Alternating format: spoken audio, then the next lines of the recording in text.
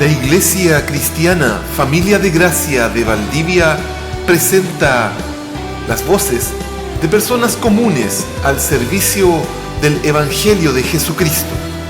Voces de Familia de Gracia. Bueno, nosotros hemos estado estudiando y vamos más o menos en el mismo capítulo del libro romano, y me llamó mucho la atención el capítulo 14 y 15 del libro de Romanos. Pareciera ser que son problemas totalmente triviales, como Pablo le dedica prácticamente, después del capítulo 14 del libro romano, una serie, capítulos completos a situaciones que pareciera ser intrascendentes, sin importancia. Que algunos comían carne, que otros comían legumbres. Pablo a esas personas le llamaba débiles a los que comían legumbres y fuertes a los que comían carne. ¿Cómo le dedica todo un pasaje? Y la conclusión pareciera ser es que la unidad se debe preservar, porque esas situaciones insignificantes pueden generar quiebres en la iglesia. Nosotros hemos dicho, y se ha dicho en muchos momentos, que la iglesia no es un partido político, la iglesia no es una junta de vecinos, la iglesia no tiene que ver con eso. Y uno dice, ¿por qué? Bueno, en la práctica uno sabe que nuestro motivo de juntarnos no son cosas de este mundo, son cosas del Señor.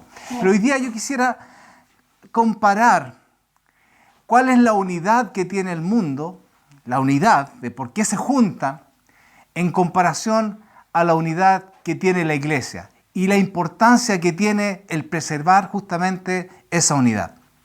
Pablo lo detalla, da textos bastante largos y profundiza mucho justamente en eso, en tratar que todos nosotros podamos colaborar, cooperar, disminuyendo nosotros mismos para poderle darle cabida al otro, pensar siempre en el otro. ¿Cómo es eso en el mundo? Bueno, yo quisiera comparar esto con Babilonia. Lo habíamos explicado en las reuniones que habíamos tenido allá en San José, pero quisiera explicarlo un poquito más profundamente acá. Y nos vamos a ir a Génesis capítulo 11. Génesis capítulo 11. La historia de Babel.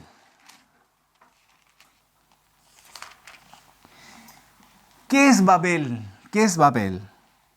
Bueno, Babel es Babilonia. Ese es Babel. ¿Qué es Babilonia?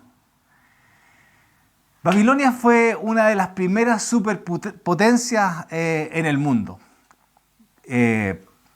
Hubo varios imperios que de la antigüedad, y uno de los más grandes fue Babilonia.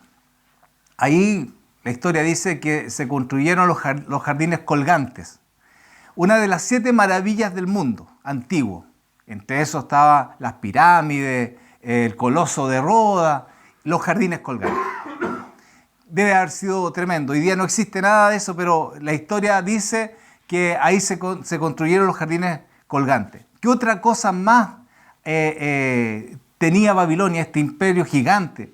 Conquistó muchas naciones que estaban alrededor, dentro de esos los hebreos, judíos, israelitas. Bueno, las leyes comienzan en Babilonia. Había un código que se llama el Código de Hammurabi, donde viene el ojo por ojo, se estableció allí, el Código de Hammurabi. ¿Qué otra cosa más? Bueno, la ciencia, la astrología, por ejemplo, los signos zodiacales vienen de ahí, vienen de Babilonia. De ahí viene todo. ¿Qué más? La religión.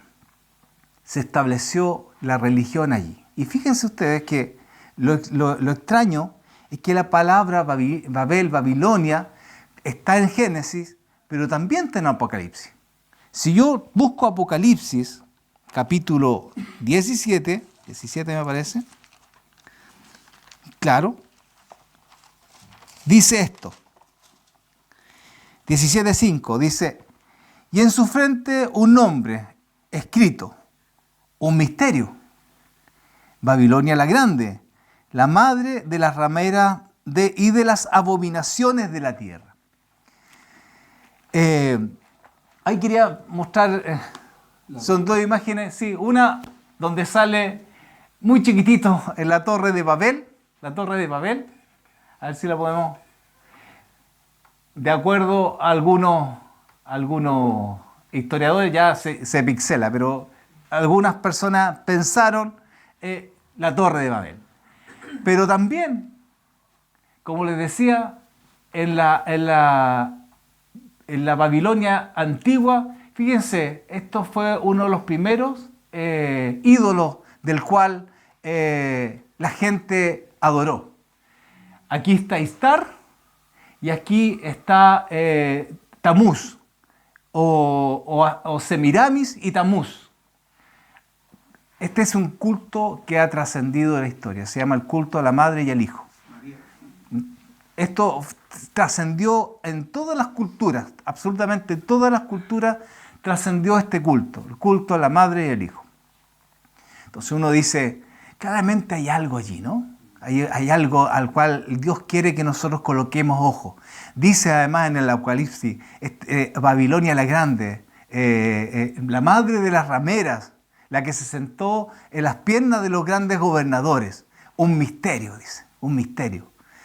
Babilonia es un misterio que es necesario ser revelado.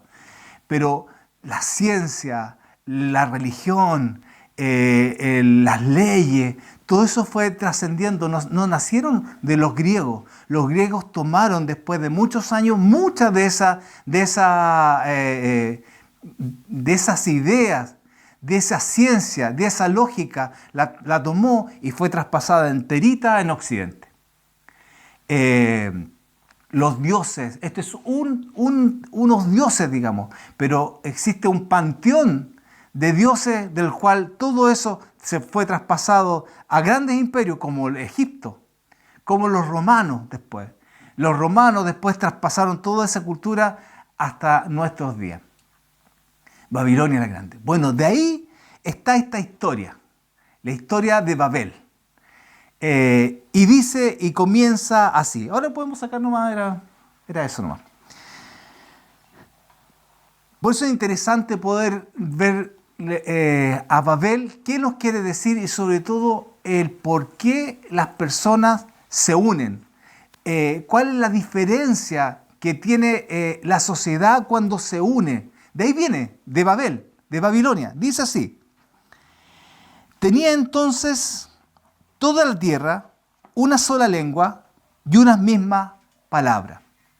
O sea, que en ese entonces había solamente un lenguaje, pero me llamó mucho que donde dice palabras, una lengua, uno entiende que es un idioma, había un idioma. Pero donde dice palabras, donde dice palabra en hebreo es Davor. Y Davor significa acuerdo, causa, discurso, manera, y lo que más me llamó la atención es pensamiento. O sea, que había un mismo lenguaje y un mismo pensamiento. ¿Sabe, hermano? Que en la iglesia me llamó mucho la atención el día sábado, cuando el hermano dijo, aquí veo 3 personas totalmente diferentes. ¿Se dieron cuenta? 3 personas totalmente diferentes. Y sabe que eso es bueno. Dios lo quiere así. Quiere que seamos diferentes. Quisiéramos nosotros pensar igual. Quisiéramos tener el mismo pensamiento como en Babel. Todos pensaban lo mismo. Había un lenguaje y un solo pensamiento. Y fíjense lo que pasó. Y aconteció que cuando salieron de Oriente, hallaron una llanura en la tierra de Sinar y se establecieron allí. Esta historia viene muy pegadita a lo que fue Noé. Dios destruyó la tierra, ¿no es cierto? Por agua. Después de los descendientes de Noé se establecieron. Pero Dios le dijo algo a Noé y también le había dicho a Adán que básicamente lo que él quería, a ver si lo dejé por acá, dice en el capítulo 9 de Génesis, dice, bendijo Dios a Noé y a sus hijos, y le dijo, fructificad y multiplicaos y llenad la tierra. La bendición, la misma bendición que le dio a Adán, de multiplicarse, de llenar la tierra, de salir. ¿Qué hicieron esta gente? Se juntaron, se agruparon. Pero la idea de Dios, el diseño de Dios, aquí también hay un misterio. Cuando dice id y predicar, Dios quiere que vayamos, ¿ah? Dios quiere que salgamos. Pero ellos querían unirse, querían centrarse, porque querían tener una sola idea. Había una sola idea y una sola lengua. O sea, querían ellos juntarse justamente para obviar el diseño de Dios. Ya Dios se lo había dicho a Noé, se lo había dicho a Adán, pero ellos querían ir en contra de ese diseño. Ustedes saben que cuando las personas van en contra del diseño, algo va a pasar, algo va a pasar. Dice, y se establecieron allí, y se dijeron unos a otros, dice, vamos, hagamos ladrillo y cosámoslos con fuego. Y les sirvió el ladrillo en lugar de piedra y el asfalto en lugar de mezcla. Ellos hicieron un cambio tecnológico, por decirlo así. Ellos estaban seguros de que tenían algo novedoso, algo con tecnología. Cambiaron las piedras por ladrillo. Pero también dice que cambiaron la mezcla. Busqué ahí, mezcla es agua y barro. Lo cambiaron por asfalto. O sea, ellos tenían algo tecnológico que ellos mismos pensaron que eso iba a generar una fortaleza. ¿No ve usted eso lo mismo en nuestra sociedad? ¿No ve usted que de repente la gente se junta y dice, no, tenemos la papa, tenemos tecnología, tenemos teléfonos, tenemos computadores, tenemos televisores, tenemos ciencia, tenemos salud, tenemos médico? Y ahora la inteligencia artificial. E inteligencia. No queremos más con la inteligencia artificial. Las proyecciones son enormes. ¿Para qué queremos a Dios? No necesitamos a Dios. Tenemos tecnología. ¿Qué nos viene a decir Dios que nos desparramemos? Tenemos tecnología, tenemos ladrillo, tenemos mezcla. Ese es el pensamiento del mundo, ese es el pensamiento de Babilonia hasta el día de hoy. Dice, y dijeron, vamos, edifiquémonos una ciudad y una torre cuya cúspide llega al cielo. Hagámonos un nombre por si fuéramos esparcidos por la faz de la tierra. Me llamó mucho la atención ese hagámonos un nombre. ¿Por qué se junta la gente? Por orgullo, por logros, por nombre, por prestigio.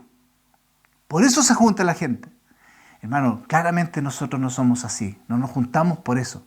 Y hermano, que no exista eso. La gente, una junta de vecinos, logremos agua para la junta de vecinos rural. Nuestro logro va a ser, cuando logremos eso, vamos a hacer una tremenda fiesta. Vamos a sentirnos orgullosos de haber logrado agua para la comunidad. No, lo que falta es asfaltar, lo que falta es pavimento. Nos juntamos porque la gente se junta por logros. La gente quiere renombre. Esa idea de Babilonia fue traspasada enterita a nuestra sociedad actual. La gente se junta, se une, tiene unidad porque existe el logro. No importa que nos peleemos. Si nos peleamos, pero aquí el logro. Eso es lo que tiene que permitir que nosotros nos juntemos. Dice, además, bueno, edifiquemos una ciudad, una torre cuya cúspide y hagámonos un nombre por si fuéramos esparcidos sobre la faz de la tierra. Otra cosa, otra idea de por qué se junta la gente es para evitar que Dios haga algo.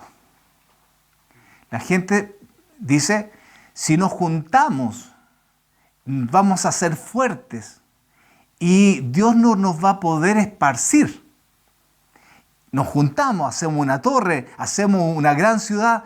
¿Qué va a venir Dios y nos va a esparcir? Dios quería que se esparciera la gente. le vamos a cambiar el diseño de Dios.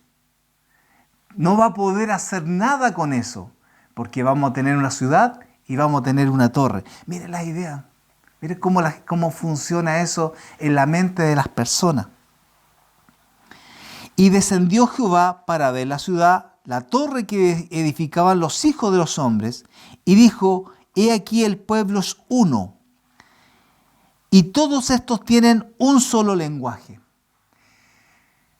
Pareciera ser que Dios se sorprendió por esa unidad. Y yo al leer esto, sin los ojos que lo estoy viendo, pareciera ser que Dios tuvo miedo de esa unidad, o sentía que, porque donde se junta la gente está decidida y va a lograrlo. Dios sabía que no es así. Dios hace que su diseño permanezca. Eso es lo que Él estima que es bueno, lo va a cumplir, lo va a hacer. Dijo aquí: el pueblo es uno y todos estos tienen un solo lenguaje, y han comenzado la obra y nada les hará desistir ahora de lo que ha pensado hacer. Hermanos, la gente no cambia. Esa gente que piensa así no cambia si no existe una intervención de Dios. La gente cuando nace se junta, dice logramos cosas, y piensa que esa es la manera de ser y de existir y de vivir la vida. Si no hay intervención de Dios, no es posible cambiar esa forma de pensar. Dice: ahora pues descendamos y confundamos allí su lengua, para que ninguno entienda el habla de su compañero. Así los esparció Jehová desde allí sobre la faz de toda la tierra, y dejaron de edificar la ciudad. Por esto fue llamado el nombre de ella Babel, porque allí confundió Jehová el lenguaje de toda la tierra. Dios quiso evitar una torpeza. El hombre se juntó allí porque pensó que con sus medios podía llegar a Dios. ¿No nota usted eso en la mente de las personas? La religión. La religión es eso, de juntarse porque creen que con sus medios pueden llegar a Dios. Dios confundió porque eso es absurdo. No es posible. No es posible que el hombre con sus medios pueda llegar a Dios. No se puede. Y Dios evitó algo desastroso.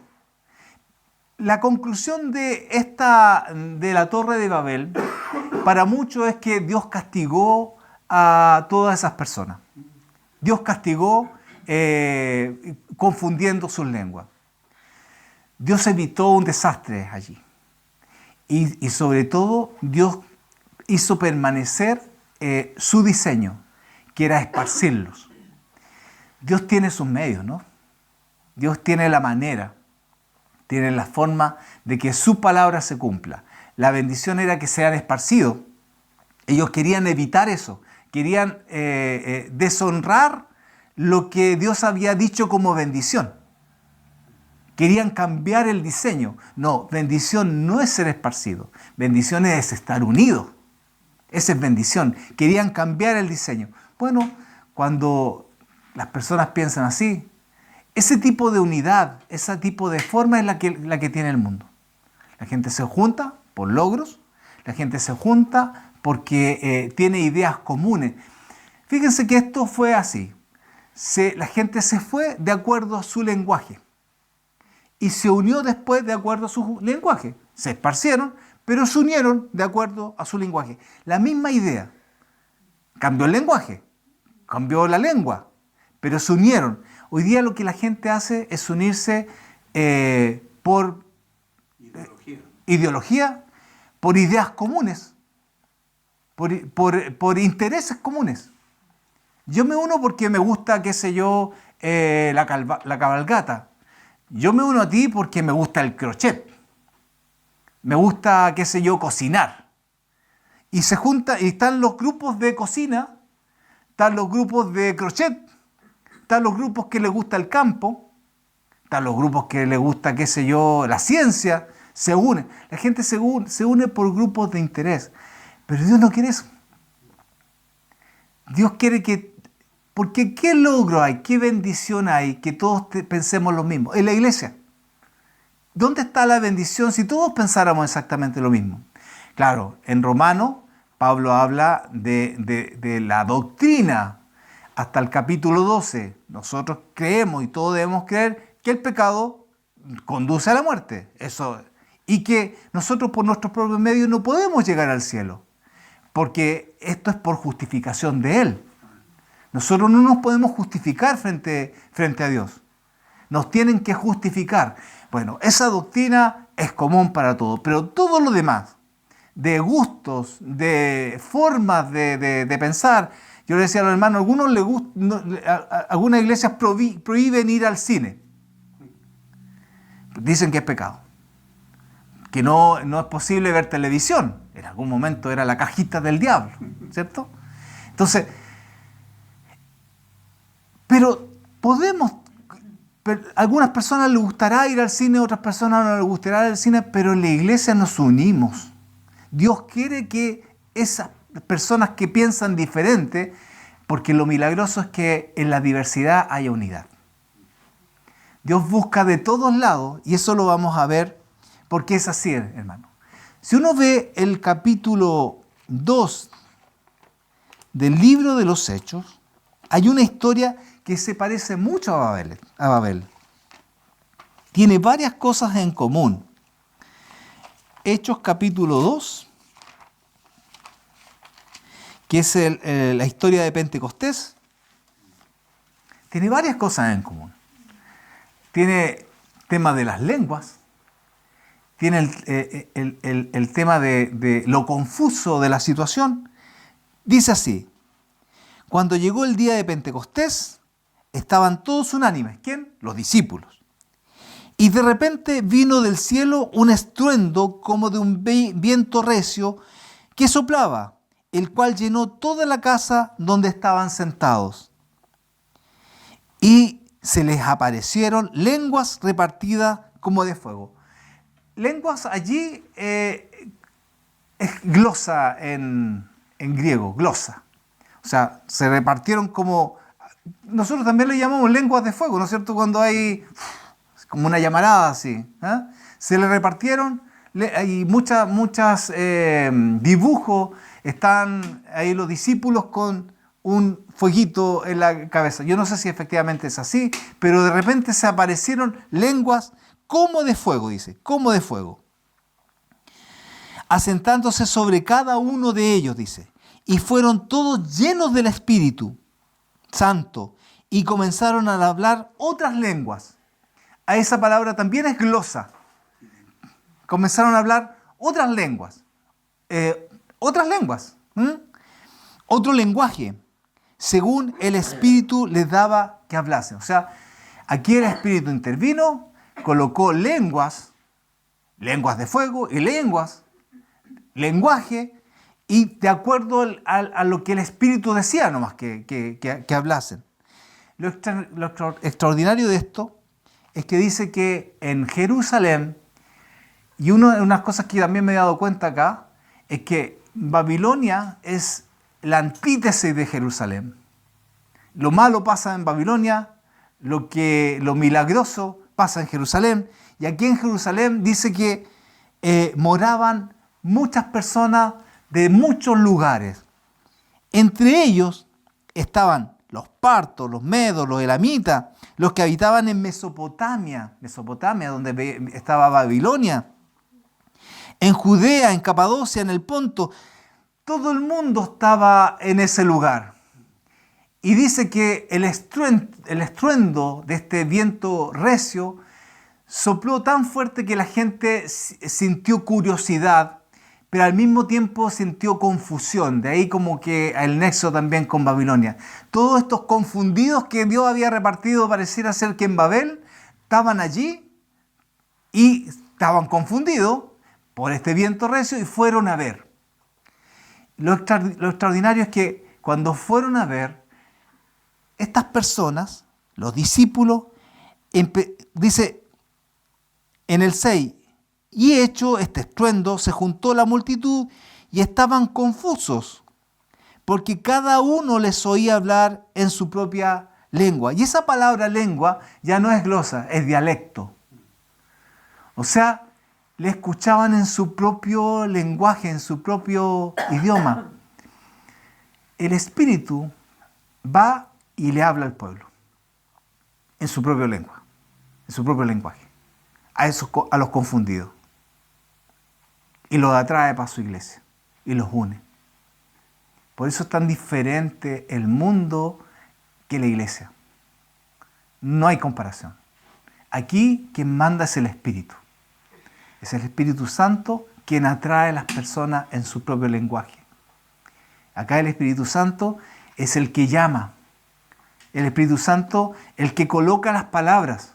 Es el que decide sobre la vida de cada una de las personas. Yo creo, hermanos, que justamente hay algo que no hemos hecho, y es el ir y predicar. Es la manera que colocó acá. Quizás hay algún diseño que nosotros no estamos haciendo de acuerdo a lo que Dios dice que se tiene que hacer. Y en esto solamente dejar que el Espíritu hable. Y habla en el lenguaje de la gente, en el lenguaje de las personas. Pueden haber muchas situaciones de la vida, pero el Espíritu le habla en su lenguaje, en el entendimiento que tiene la gente.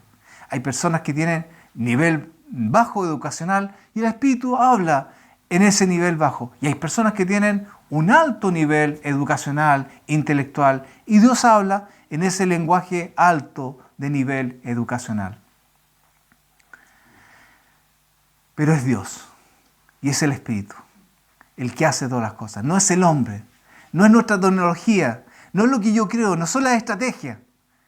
Es Él hablando, es Él diciendo, es Él incorporando a la iglesia, a la unidad de la iglesia. Él es incorporando a gente nueva que probablemente no sabe absolutamente nada de toda la teología, de toda la historia de Babel. Probablemente no sepa absolutamente nada, pero si sabe que Cristo lo salvó es suficiente. Y ese es el lenguaje que debe imperar. Ese es el lenguaje, nosotros hablamos acerca del Evangelio porque es lo que predicó probablemente los primeros hermanos allí, que fue lo que atrajo a miles de personas con una sola predicación de Pedro. Todo el mundo entendió, gente de todas las naciones, todas esas personas que Dios mismo esparció, hoy día lo atrae a su iglesia.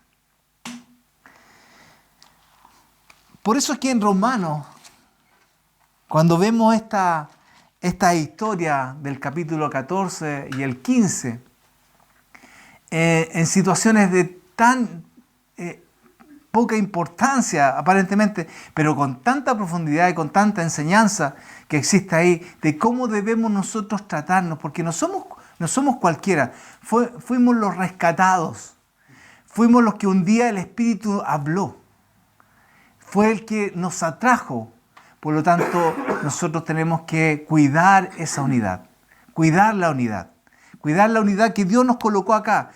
Pensamientos diferentes. Por eso el que cree una cosa, los hermanos que comían solamente legumbres, pensaban que tenían que comer legumbres porque si comían carne le fallaban a Dios.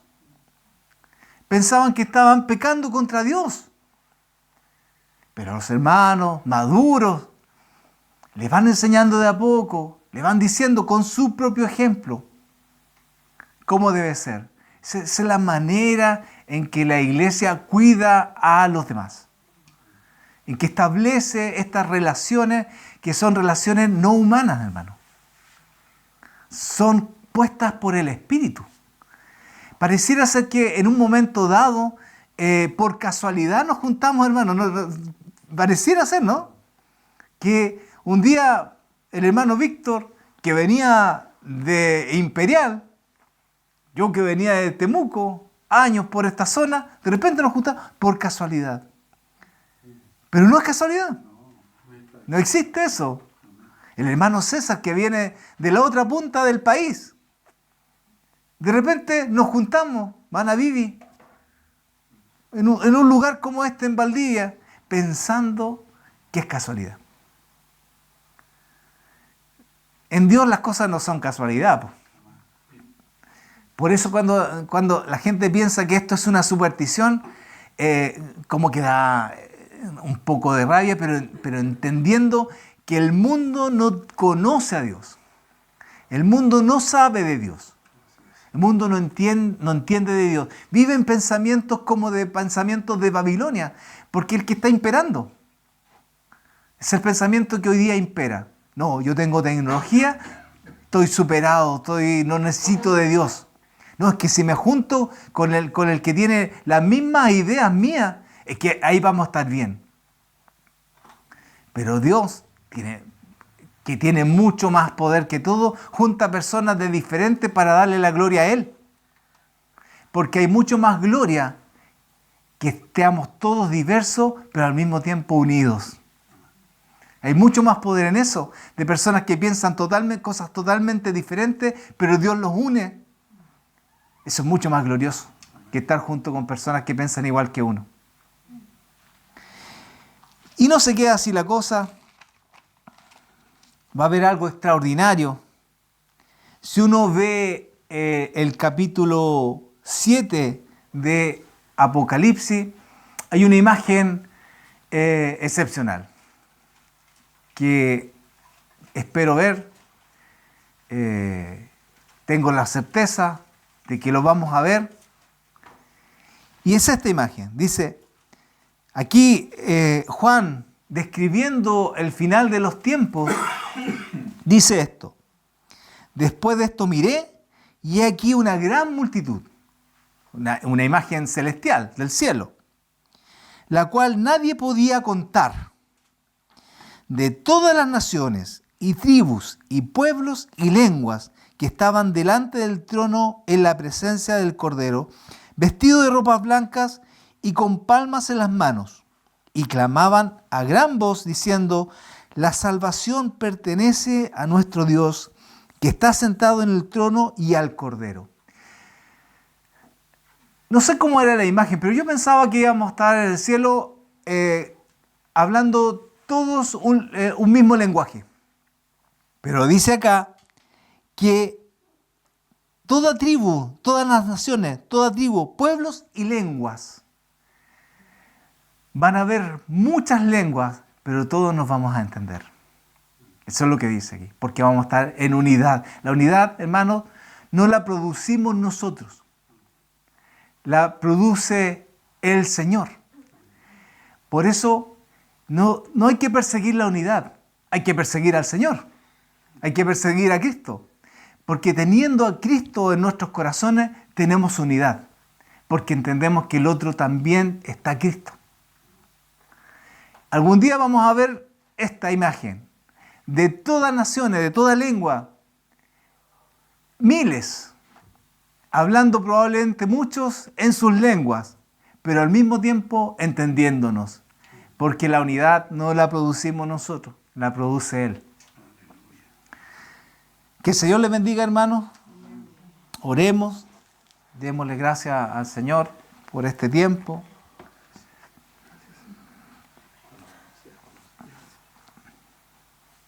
Bendigámosles a Él por, no sé, hermanos, por el enorme privilegio de pertenecer a su reino. Por el enorme privilegio de ser parte de su familia, hermano. Somos parte de su familia. Estamos incorporados dentro de su cuerpo. Padre Santo, en esta hora, Señor, te agradezco, Señor, por las situaciones. Sé que vivimos tiempos difíciles. Sé que el mundo está empeñado en no hacer caso a tus diseños, Padre Santo. Y sabemos que todo eso va a traer consecuencias. Te agradecemos, Dios mío, Señor, de librarnos, pero quizás vamos a estar complicados y comprometidos con ese tipo de situaciones. Pero te pedimos, Señor, que tu presencia esté en nuestras vidas, que tu pensamiento esté en nuestra mente, que tus palabras estén presentes, Dios mío, Señor, para poder hacer frente a todo eso. Porque creemos en tu diseño, porque sabemos, Señor, que todo lo que proviene de ti es bueno, Dios mío, Señor. El hombre está empeñado a irse en contra y no sabe que todo eso es malo. Señor, ayúdanos, Señor. Si es posible, no estar metido en eso, Señor. Pero si es así, ayúdanos, Padre bendito, a tener firmeza, a tener fundamentos firmes, Dios mío, Señor. Dios Todopoderoso, ayuda a nuestros hijos, Dios mío, Señor, que probablemente van a ser los que más van a estar complicados, Dios mío, Señor, en este mundo, que para ellos, Señor, es bueno, pero entendemos, Señor, que hay perdición, Padre Santo. Gracias, Dios mío, Señor, por tu palabra. Fortalécenos, Dios mío, Señor, como iglesia. Ayúdanos, Señor, también a entender tus propósitos, Dios mío, Señor, en este tiempo. Gracias por todo. Te lo agradecemos en tu nombre. Amén. Amén. Desde la Iglesia Cristiana Familia de Gracia en Valdivia, Chile, has escuchado Voces de Familia de Gracia.